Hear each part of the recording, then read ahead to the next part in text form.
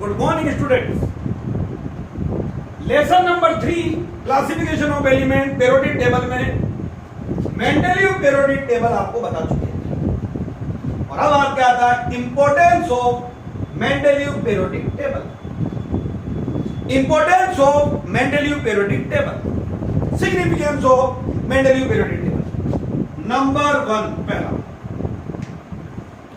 Systematic study of elements वो possible कैसे? All elements present in a group have same valence shell. जितने element second group में आ रहे हैं सबका वैलेंस शेल सेकंड होगा, थर्ड में आ रहे हैं तो सबका वैलेंस शेल थर्ड होगा। यानी in a group all element have same valence shell.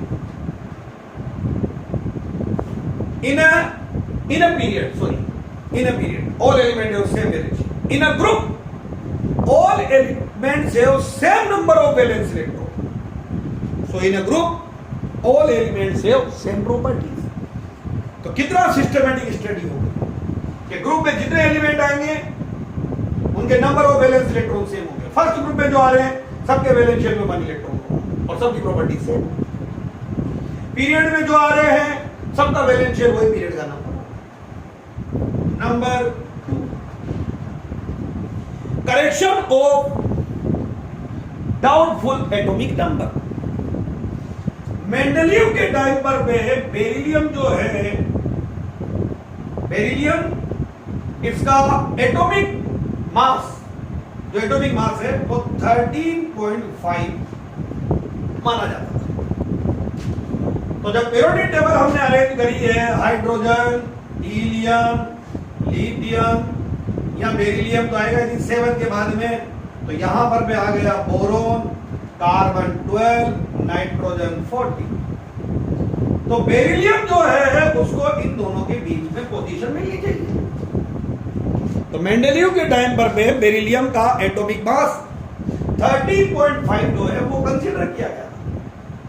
That means इसको स्पेस मिलना चाहिए था कार्बन और 40, पर इन दोनों के बीच में कोई भी एलिमेंट कभी भी नहीं रिपीट होता।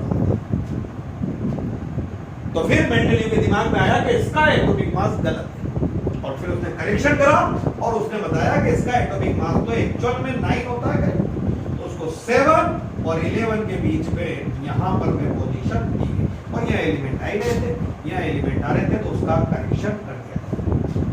तो मेंडलीव पीरियोडिक टेबल से correction of doubtful atomic mass की। Number 3, discovery of new element. Mendeleev जब एलिमेंट्स अरेंज कर रहा था तब इसको 63, 64 के आसपास एलिमेंट पता थे, पर ये अरेंज ऐसे नहीं कि बस लाइन से अरेंज करना है, ये भी चेक कर रहा था कि प्रॉपर्टीज मिल रही है कि नहीं मिल रही है। अगर प्रॉपर्टी नहीं मिल रही है तो वो आगे बढ़ रहा है। तो ऐसे जब इसने एलिमेंट अरेंज करे तो बहुत सारी जो स्पेस है वो खाली है, बहुत सारी स्पेस खाली है। फॉर एग्जांपल सिलिकॉन जो है उसके नीचे की स्पेस खाली है, एल्यूमिनियम जो है उसके स्पेस उसके नीचे की जगह खाली है। तो उसके नीचे वाले एलिमेंट को इसने बोला एका एल्यूमिनियम और इसको बोला एका सिलिकॉन। उस टाइम पर पे ये एलिमेंट डिस्कवर्ड नहीं थे और मेंडलीव ने इनकी पूरी प्रॉपर्टीज बता दी। एका फ्यूचर का एल्यूमिनियम यहां आएगा, फ्यूचर का सिलिकॉन यहां आएगा, प्रॉपर्टीज इससे मैच करेगी और हुआ एका एल्यूमिनियम की जगह बाद में डिस्कवर्ड हुआ गैलियम और वही प्रॉपर्टीज आई जो सारी प्रॉपर्टीज मेंडलीव बता के गया और एका सिलिकॉन की जगह पर पे आया जर्मेनियम। तो ऐसे एका बोरोन उसकी जगह पे आया स्कैंडियम। तो एका एल्यूमिनियम और ये सब हुआ आपके significance, importance of Mendeleev periodic table. Systematic study possible हुई, जो डाउटफुल एटॉमिक मास थे उनको करेक्ट किया गया और देन फ्यूचर के जो एलिमेंट है, डिस्कवरी ऑफ न्यू एलिमेंट्स वो। देन इसके बाद में आती है drawback and demerits of Mendeleev periodic table.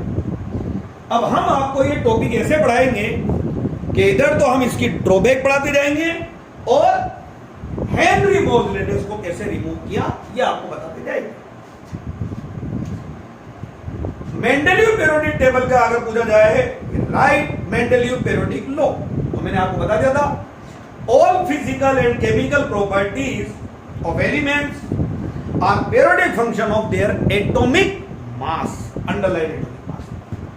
जबकि हेनरी मोजले बताएगा कि सारी जो ड्रॉबैक है वो एटॉमिक मास में आ रही है, वो एटॉमिक मास की जगह पर पे करेगा एटॉमिक नंबर। तो मॉडर्न पीरियोडिक लॉ जो आपको अभी से बता रहे हैं proposed by Henry Moseley, all physical and chemical properties of elements are periodic function of their atomic number, उसका बेस एटॉमिक नंबर होगा। तो सबसे पहले drawback abnormal position of hydrogen, comparison से पढ़ेंगे abnormal position of hydrogen, anomalous behavior of hydrogen। Mendeleev ने hydrogen को first A group में रखा, he placed hydrogen in first A group, first A पे उसको रख दिया, but hydrogen show similarities with seventh halogen. ये alkali metal as well as halogen दोनों से सिमिलरिटी शो करता है, और आपको पता है इनमें ग्रुप वो एलिमेंट आते हैं जिनकी प्रॉपर्टी सेम है। तो उनका इसको कैसे रखना, हेनरी मोजले बोलेगा hydrogen is a very unique element, और इतना यूनिक एलिमेंट है कि आपके एक चैप्टर का नाम ही हाइड्रोजन है, आपके चैप्टर नंबर 9 का नाम ही हाइड्रोजन है। तो हाइड्रोजन बहुत सारे ग्रुप से सिमिलरिटीज भी शो करता है और डिससिमिलरिटीज भी शो करता है। तो इसलिए हाइड्रोजन को यूनिक एलिमेंट बोल के हेनरी मोजले पूरी पीरियोडिक टेबल के उसको ऊपर ही पढ़ना बोलेगा it is the unique element. Number 2, position of isotope. Isotope आप जानते हो atoms of element which same atomic number but different mass. ये यहां पर पे ये कार्बन के आइसोटोप है। अब इन सबके एटॉमिक मास अलग अलग है, तो अकॉर्डिंग मेंडेलीव आइसोटोप को पीरियोडिक टेबल में अलग अलग जगह मिलनी चाहिए, पर उसने नहीं दी। There is no space for isotope. Carbon 12 को तो मेंडेलीव ने रख दिया, उन्होंने बोला 13 वाला कहां है, 14 वाला। हेनरी मोजले से किसी को ये क्वेश्चन पूछना है, क्योंकि उसने बोला भाई मेरा बेस तो एटॉमिक नंबर है और सबका एटॉमिक नंबर सेम है, दैट मीन जहां कार्बन 12 है वहीं 13 है वहीं 14 है, आइसोटोप को आपको अलग से स्पेस देने की जरूरत ही नहीं। इधर ड्रॉबैक उधर रिमूव। नेक्स्ट यहां पर अगला है anomalous pair of elements. Mendeleev ने खुद अपना बेस बनाया increasing order of atomic mass, और 3 जगह पे ये ऑर्डर खुद ने ब्रेक कर दिया। Argon, potassium 39.9, 39.1। Argon placed before potassium, जबकि इसको तो बाद में मिलना चाहिए। सिमिलरली ऐसे कैसे यहां पर ले लिया टेलुरियम एंड आयोडीन 127.1 और ये 126.1। सिमिलरली कोबाल्ट, निकल 58.9 एंड 58.7। टेलुरियम जो है placed before preceded, placed before preceded iodine, placed before iodine. Cobalt preceded निकल। 3 जगह पे खुद ने अपना ऑर्डर ब्रेक कर दिया, बट एटॉमिक नंबर जब बेस आया तो कोई ड्रॉबैक आई नहीं। इसका एटॉमिक नंबर 18 या 19 इंक्रीजिंग ऑर्डर, यहां पे 52, यहां 53, कोई दिक्कत नहीं। 27, 28 एटॉमिक नंबर का तो इंक्रीजिंग ऑर्डर आ रहा, तो जैसे एटॉमिक नंबर बेस आया ऑटोमेटिकली ड्रॉबैक भी दो। Next 4, dissimilar elements are placed in the same group. Dissimilar element जो थे उनको एक ही ग्रुप में रख दिया। फर्स्ट 2 सब ग्रुप बनाए थे, आपको याद है, first A and first B. इसमें रखा alkali metals, lithium, sodium, potassium, rubidium, caesium, francium. यहां पर भी रखा उसने कॉपर, अर्जेंटम एंड बोरॉन। ये एल्कली मेटल्स और ये कोइंस मेटल, दोनों की प्रॉपर्टी कहीं से भी मैच नहीं करती। Alkali metals and coin metal are placed in same group first. दोनों की प्रॉपर्टी सेम होती तब रखते हैं। हेनरी मोजले सब ग्रुप खत्म कर देगा और वो बोलेगा each sub group behave as a group.